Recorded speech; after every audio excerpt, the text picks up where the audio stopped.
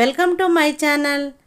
నా channel name వచ్చి భవానీ ఇంటి విలువలు. హస్బెండ్ వాళ్ళు డైలీ లంచ్ బాక్స్ తీసుకెళ్తూ ఉంటారు కదా, ఒక్కొక్కరు ఒక్కొక్క కర్రీ తీసుకొని వస్తూ ఉంటారు కదా, వాళ్ళు షేర్ చేసుకొని తింటూ ఉంటారంట. వాళ్ళ ఫ్రెండ్ వాళ్ళ వైపు ఎండు చేపల కర్రీ చేసిందంట. మా హస్బెండ్ తిన్నాడంట, చాలా టేస్ట్గా ఉందంట.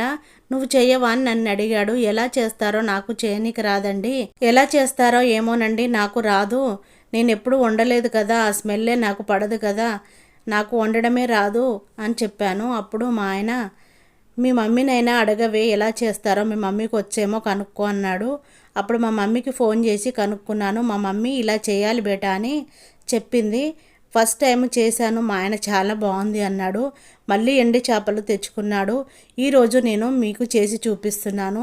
ఎండు చేపల కర్రీ చాలా బాగుంది అంట. మా హస్బెండ్ చెప్పాడు, వాళ్ళ ఫ్రెండ్ తెచ్చిన దానికంటే చాలా చాలా బాగా చేసావు అన్నాడు. అది ఎలా చేయాలో నేను ఈ వీడియోలో చూపిస్తున్నాను. చేపలన్నిటిని తల తోకలు తీసి చాకుతోని మంచిగా పైన గీరి నీట్గా పెట్టేసుకోవాలి. ఒక గిన్నెలో వాటర్ పోసుకొని అందులో ఉప్పు వేసుకొని పెట్టేసుకోవాలి.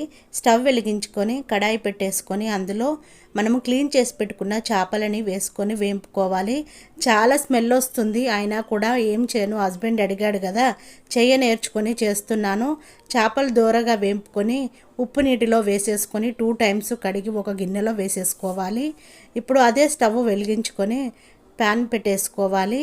ప్యాన్ వేడయ్యాక 2 పావుల వరకు ఆయిల్ని వేసేసుకోవాలి. కడిగి పెట్టుకున్న చేపలకి వాటర్ లేకుండా మంచిగా పెట్టేసుకోవాలి. ఇప్పుడు ప్యాన్ వేడయ్యాక ఒక 3 పావుల వరకు ఆయిల్ని వేసేసుకోవాలి.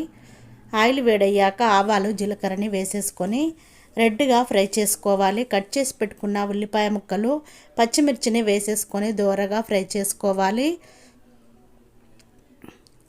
అల్లం వెల్లిగడ్డ పేస్ట్ ఫ్రెష్గా రెడీ చేసుకొని వేసేసుకోవాలి. మొత్తము మిక్స్ అయ్యేలా కలుపుకోవాలి. పచ్చి వాసన పోయే వరకు ఫ్రై చేసుకొని మనము 1 స్పూను పసుపుని వేసేసుకోవాలి. పసుపు అంతా మిక్స్ అయ్యేలా కలుపుకోవాలి. కొంచెం చిటికెడు జీరా పౌడర్, చిటికెడు మెంతం పిండి వేసుకొని మొత్తము కలిపేసుకోవాలి. కట్ చేసి పెట్టుకున్న 1/2 కేజీ టమాటాను మొత్తము వేసేసుకొని మిక్స్ అయ్యేలా కలుపుకోవాలి. మూత పెట్టేసుకొని ఒక 5 మినిట్స్ ఉడికించుకోవాలి. మూత తీసుకొని ఒకసారి కలుపుకొని 1 స్పూను కారము, 1 స్పూను ఉప్పు వేసేసుకొని మొత్తము మిక్స్ అయ్యేలా కలుపుకోవాలి.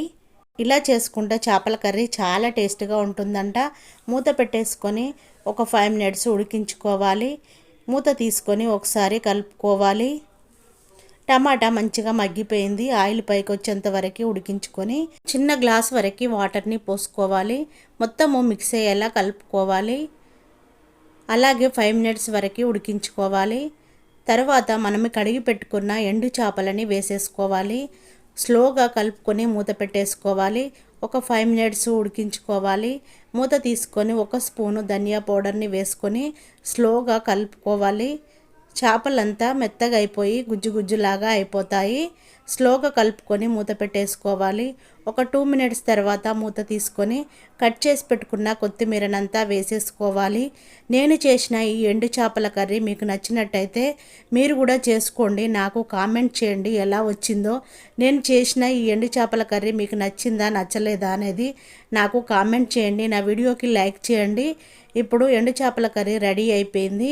నేను సర్వింగ్ బౌల్లో వేసేస్తున్నాను. మొత్తం ఎండు చేపల కర్రీనంతా వేసేసుకొని ఇలా కొత్తిమీరతో గార్నిష్ చేస్తున్నాను. చూడండి, చాలా బాగుందంట. మా హస్బెండ్ చెప్పాడు. అదే టేస్ట్ మీరు తినాలనుకుంటున్నారా? మీ హస్బెండ్కి కూడా చేసి పెట్టాలనుకుంటున్నారా? లేట్ ఎందుకు, నా వీడియో చూసి వెంటనే ట్రై చేయండి. నా ఛానల్ సబ్స్క్రైబ్ చేసుకోండి. బెల్ సింబల్ వస్తుంది, దానిపైన క్లిక్ చేస్తే ఆల్ అనే ఆప్షన్ వస్తుంది. Thank you.